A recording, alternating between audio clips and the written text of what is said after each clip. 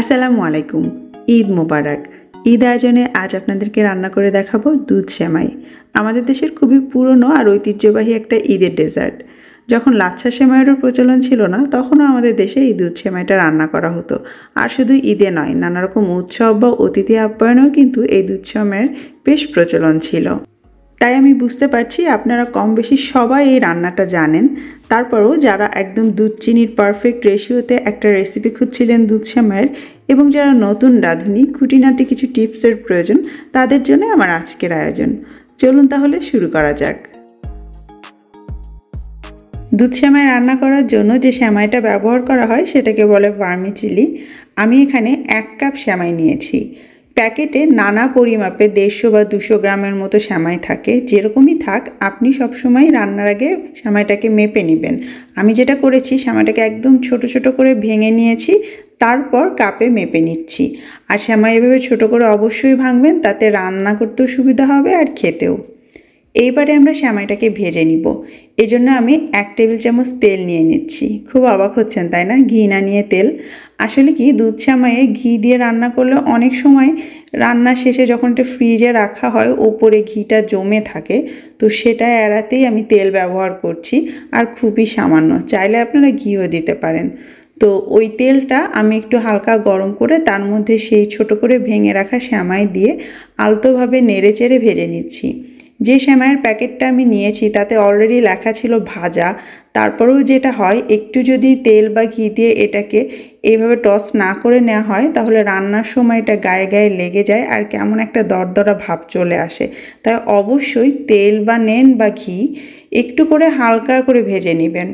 আমার সেমাইটা যেহেতু ভাজায়, তাই আমি অল্প ভেজেছি। যদি সাদাটে সেমাই হয় তাহলে এরকম গোল্ডেন কালার হওয়া পর্যন্ত এটাকে ভেজে নিতে হবে। তবে খেয়াল করবেন কোনোভাবেই যেন সেমাইটা পুড়ে না যায়। পুড়ে গেলে কিন্তু রান্নার পর ওই কালো কালো সেমাইগুলো উপরে ভেসে উঠবে আর দেখতে খুবই বাজে লাগবে। এবারে সেমাইটা রান্না করার পালা। আর 1 কাপ সেমাইয়ের জন্য কিন্তু 4 কাপ অর্থাৎ 1 লিটার দুধ এনাফ। তবে আমি একটু ঘন দুধে সেমাইটা রান্না করতে পছন্দ করি। দুধ ঘন করার অনেক উপায় আছে। গুঁড়ো দুধ দেওয়া যায়, কনডেন্স মিল্ক দেওয়া যায়, ক্রিম দেওয়া যায়, দুধের সর দেওয়া যায়। আমি ওসব ঝামেলায় যাব না। আমি যেটা করেছি, 6 কাপ দুধ নিয়েছি। এখন এর মধ্যে একটু এলাচ আর দারচিনি দিচ্ছি। ছোট 2 টুকরো দারচিনি আর এলাচগুলো আমি একটু বেশি পরিমাণে নিয়েছি, কারণ এটার মাথা ফাটাইনি। তাহলে হয় কি, ভেতরের দানাগুলো অনেক সময় দুধের সাথে মিশে যায়, আর ওটা সেমাইয়ের ভিতরে থেকে গেলে খাওয়ার সময় মুখে বাঁধলে খুবই বাজে লাগে। তাই একটু বেশি পরিমাণে এলাচ দিয়েছি, যাতে ফ্লেভারটা ভালো মতো ছড়ায়। এখন এই 6 কাপ দুধ নেওয়ার কারণ হচ্ছে, দুধটাকে জ্বালিয়ে আমি একটু ঘন করব। মোটামুটি 5 কাপের মতো করে ফেললেই হবে, মানে একটু ঘন হলেই হবে। যেহেতু এর মধ্যে আমি আলাদা কিছু দিচ্ছি না, তাই এভাবে জাল করে একটু ঘন করে নিচ্ছি।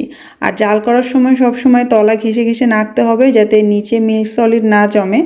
আর সাইডে যে সরটা জমে, উপরে যে সরটা জমে, সেগুলো চামচ দিয়ে ভালো করে কেখে এই দুধের সঙ্গে মিশিয়ে দিবেন। তাহলে সেমাইয়ের মধ্যে বেশ একটা মালাই মালাই এফেক্ট আসবে। দেখতেই পাচ্ছেন দুধটা বেশ ঘন হয়ে এসেছে, 5 কাপের থেকে একটু কম হয়েছে। এখন এর মধ্যে আমি সেই ভেজে নেওয়া সেমাইগুলো দিয়ে দিচ্ছি। সেই সাথে খুবই সামান্য পরিমাণে বাদাম আর কিশমিশ দিয়ে দিচ্ছি। চাইলে আরও বেশিও দেওয়া যাবে, ঘিয়ে ভাজাটাও দিতে পারেন। মিষ্টি করার জন্য চিনি দিয়ে দিচ্ছি। প্রতি 1 কাপ সেমাইয়ের জন্য 1 কাপ করে চিনি যদি নেন, তাহলে মিষ্টিটা একদম ঠিকঠাক থাকবে। তবে আমি আজকে 3/4 কাপ চিনি ব্যবহার করছি, কারণ এর সঙ্গে আমার আরও বেশ কিছু ডেজার্ট থাকবে। তাই এই সেমাইটা আমি একটু হালকা মিষ্টি রাখতে চাচ্ছি। তো যারা হালকা মিষ্টি খেতে পছন্দ করেন তারা 3/4 কাপ দিবেন। যারা একদম পারফেক্ট মিষ্টি চান তারাও 1 কাপ দিবেন 1 কাপ সেমাইয়ের জন্য। 1 চিমটি একটু লবণ দিয়ে দিলাম। এইবার এই সমস্ত কিছু একসঙ্গে জাস্ট 2 থেকে 3 বার একটু বলক তুলে নিব মিডিয়াম আঁচে।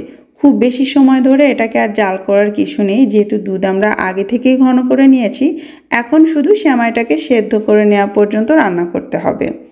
আর এই যে দেখতে পাচ্ছেন, 2-3টা বলক আসার পরেই সেমাই সেদ্ধ হয়ে গিয়েছে। যদি আপনি বেশি ঘন করে এটাকে নামাতে যান, তাহলে ঠান্ডা হওয়ার পর একদম টাইট হয়ে যাবে। তাই এরকম কিছুটা পাতলা থাকতে আপনাকে নামিয়ে ফেলতে হবে। আমি কিন্তু চুলা বন্ধ করে দিয়েছি 3টা বলক ওঠার পর। আর এই যে দেখতে পাচ্ছেন, আমাদের সেমাইটা একদম রেডি। এখন আমি যেটা করব, এটাকে সার্ভ করার আগে এর ভেতর থেকে যে গরম মশলাগুলো, অর্থাৎ এলাচ আর দারচিনি এগুলোকে তুলে দিব, কারণ খাওয়ার সময় এগুলো মুখে পড়লে কিন্তু খেতে খারাপ লাগে, আর তাছাড়া সার্ভ করার সময় উপরে ভেসে থাকলেও ভালো লাগে না দেখতে। তারপর আমি এটাকে একটা সার্ভিং ডিশে ঢেলে নিচ্ছি। এখন কিন্তু সেমাইটা পুরো ঠান্ডা হয়ে গিয়েছে, তারপরেও দেখতে পাচ্ছেন একদম পারফেক্ট কনসিস্টেন্সিতে আছে, না খুব টালটালে পাতলা, না একদম গায়ে গায়ে আঠালো হয়ে টাইট হয়ে গিয়েছে।